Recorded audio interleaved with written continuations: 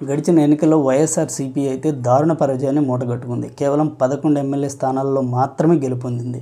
అయితే ఈ దారుణ ఓటమికి కారణాలు ఏంటి అని విశ్లేషించే పనిలో అయితే జగన్మోహన్ రెడ్డితో పాటు పార్టీ సీనియర్ నాయకులు కూడా పడ్డారు. వివిధ రకాల కారణాలు వాళ్ళు అన్వేషించారు. అయితే అందులో వన్ ఆఫ్ ది రీజన్గా పరిగణిస్తుంది సోషల్ మీడియా వింగ్కి హెడ్గా పనిచేసిన సజ్జల భార్గవ్ కూడా ఒక కారణంగా వాళ్ళు చూస్తున్నారు. పార్టీ ప్రచారంలో ఉన్న టైంలో జనసేన అండ్ టీడీపీ చేసిన ఎలిగేషన్స్కి సరైన కౌంటర్ ఇవ్వడంలో సజ్జల భార్గవ్ నేతృత్వంలో ఈ కమిటీ ఫెయిల్ అయింది అని వాళ్ళైతే భావిస్తున్నారు. సోషల్ మీడియా వింగ్ని సరిగ్గా హ్యాండిల్ చేయడంలో సజ్జల భార్గవ్ ఫెయిల్ అయ్యాడు కాబట్టి సజ్జల భార్గవ్ని ఆ పదవి నుంచి తప్పించడానికి అయితే దాదాపుగా వైసీపీ అధిష్టానం ఫిక్స్ అయినట్టు కనపడుతుంది.